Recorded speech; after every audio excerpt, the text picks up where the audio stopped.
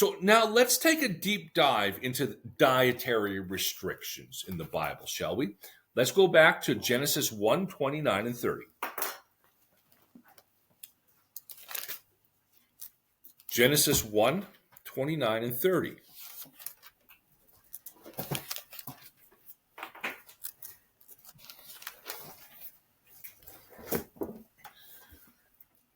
And it says, "And God said, Behold, I have given you every plant yielding seed that is on the face of all the earth, and every tree with seed in its fruit. You shall have them for food, and to every beast of the earth, and to every bird of the heavens, and to everything that creeps on the earth. Everything that has the breath of life, I have given every green plant for food." And it was so. Okay. What was the diet for every human and animal? Vegetarian. Yeah, it's vegetarian. Number one, every plant yielding seed. And number two, every tree with seed in its fruit. That was the diet. Okay, let's go to Genesis 7, verses 1 and 2.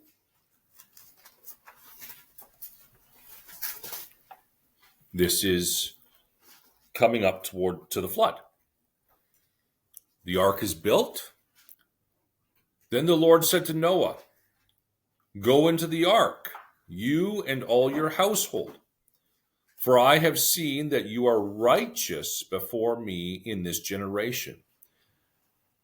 Take with you 7 pairs of all clean animals, the male and his mate, and a pair of the animals that are not clean, the male and his mate. 7 pairs of birds of the heavens also, male and female, to keep their offspring alive on the face of the earth." Okay.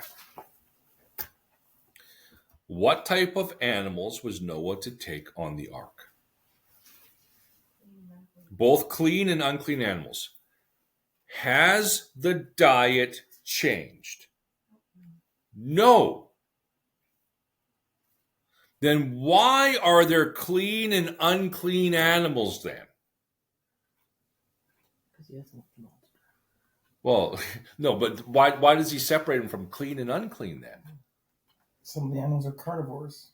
No, all the animals are still vegetarian, just like we are. Exactly, for sacrifice. It's for sacrifices. Okay, now we got that under our belt. Let's go to Genesis 9, 1 to 4.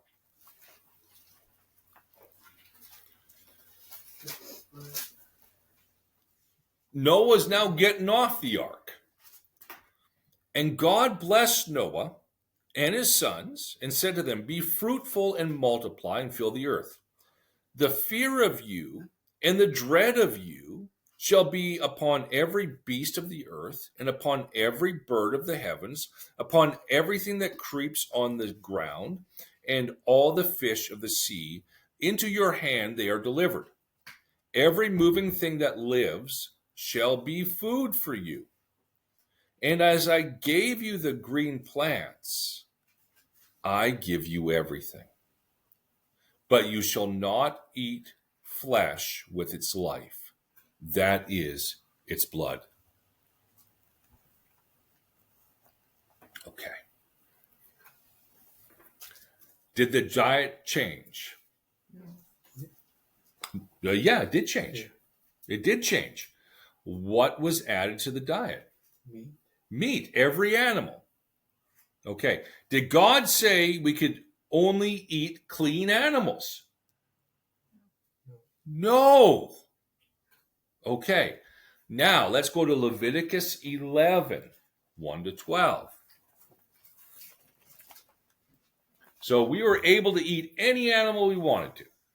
Leviticus 11, 1 to 12.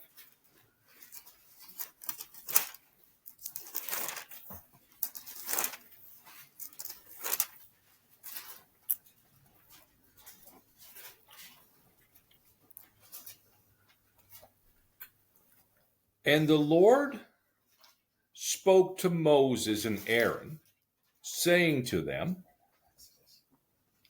what's that? No. Okay. And the Lord spoke to Moses and Aaron, saying to them, speak to the people of Israel, saying, these are the living things that you may eat among the animals that are on the earth. Whatever parts the hoof and is cloven-footed and chews the cud among the animals you may eat. Nevertheless, among those that chew the cud or part the hoof, you shall not eat these. The camel, because it chews the cud but does not part the hoof, is unclean to you. And the rock badger, because it chews the cud but does not part the hoof, is unclean to you. And the hare, because it chews the cud but does not part the hoof, is unclean to you. And the pig, because it parts the hoof and is cloven-footed but does not chew the cud, is unclean to you. You shall not eat any of their flesh, and you shall not touch their carcasses. They are unclean to you. These you may eat of all that are in the waters. Everything in the waters that has fins and scales, whether in the seas or in the rivers, you may eat. But anything in the seas or rivers that does not have fins or scales, or the swarming creatures in the water, and of the living creatures that are in the waters, is detestable to you. You shall regard them as detestable. You shall not eat any of their flesh, and you shall detest their carcasses. Everything in the water that does not have fins and scales is detestable to you. Okay, so now, according to Leviticus 11, verses 1 and 2, who is this diet for? The people of Israel. Okay.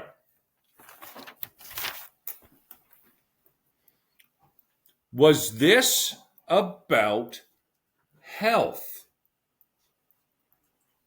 No.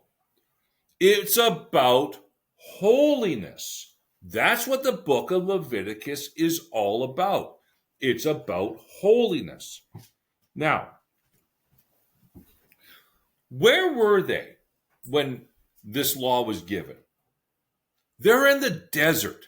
They haven't even come into the land yet. Okay? God's preparing them for the land. So, the land of Israel, that they were going to, is the same land of Israel today, is a natural land bridge. Okay? It connects 3 continents, Europe, Africa, and Asia. Now, if you're going to do your trade routes, you have to come through Israel. God's preparing them for this. Now imagine this. You're coming from Italy, for example, and you're trying to get down to Kenya. So you come down through Israel, because you have to, and you're going to notice something. These guys close up shop on Friday and Saturday. Friday at sundown, shop's closed. They don't open back up until Sunday morning. That's weird. These guys dress weird. The men have like these really weird spirals coming down by their ears. They look weird. These guys don't do shrimp on the Barbie. They don't eat bacon with their eggs, and they don't like baby back ribs. What's up? So now, what's happening is as all the nations on 3 continents are coming through Israel, they're observing and they're seeing, okay, these people are different. Even in their temple, and at that time, the tabernacle, there's no statue. It's empty. And yet they say that God is their king, but I don't see a God. I don't understand why they don't work on Friday night, Saturday. I don't know why they dress weird, and I don't know why they don't eat bacon and shrimp. And it makes them ask questions about God. Why do you do this? And then they get to share about the holiness of God. And they get to share the gospel as the whole world comes through Israel. That's why they have these food laws. Okay. Let's go to Mark 7, verses 14 to 23. Mark 7, 14 to 23. Now, here's a little side note. The New Testament does not start with Matthew, Mark, Luke, and John. Did you guys know that? The New Testament actually starts at the resurrection. Actually, at Pentecost in the book of Acts. So, as you're looking at this is still Old Testament. Let's read Mark 7, 14 to 23. And he called the people to him again and said to them, "Hear me, all of you, and understand. There is nothing outside a person that by going into him can defile him." Do you get that, honey, as I'm eating a butter tart?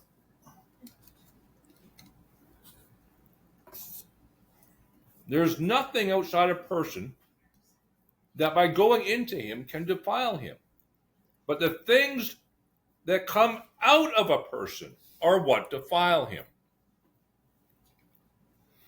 And when he had entered the house, he left the people. His disciples asked him about the parable.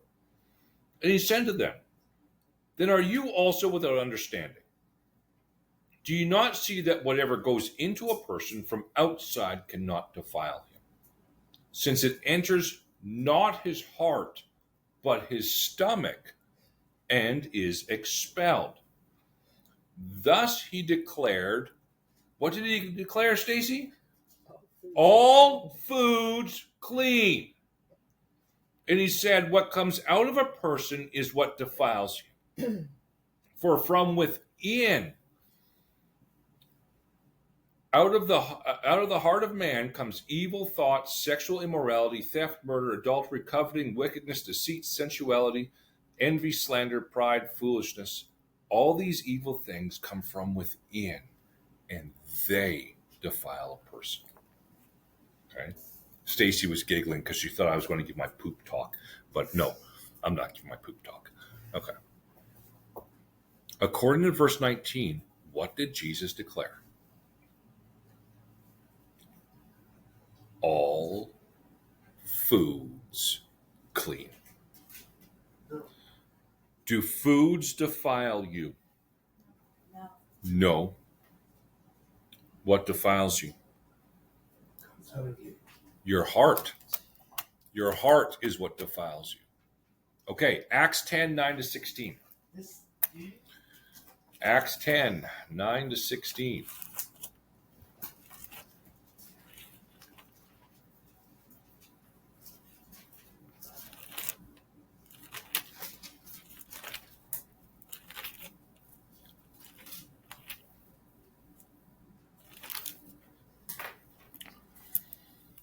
The next day, they were on their journey, and approaching the city, Peter went up onto the housetop about the 6th hour to pray.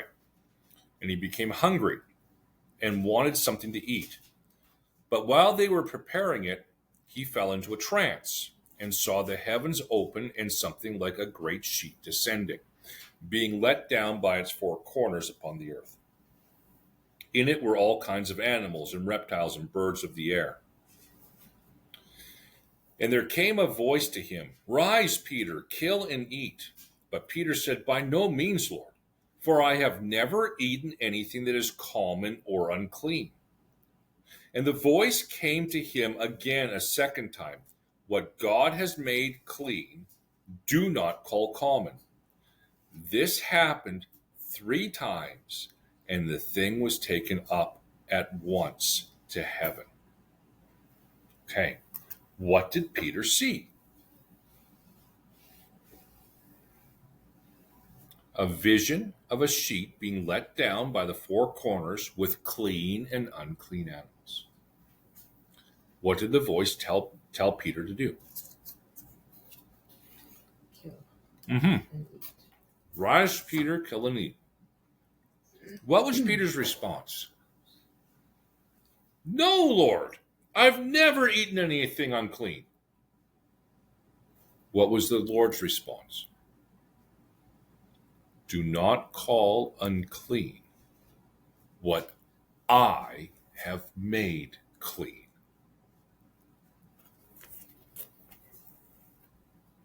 How many times did this happen? 3. 3 times. What is the significance of this happening 3 times?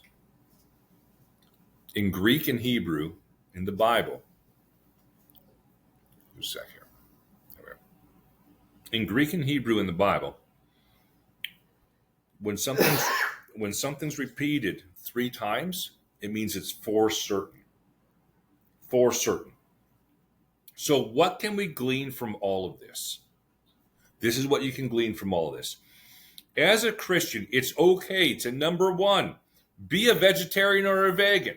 If you want to be a vegetarian or a vegan as a Christian, have at it. Number 2, it's okay to love eating meat. Have at it.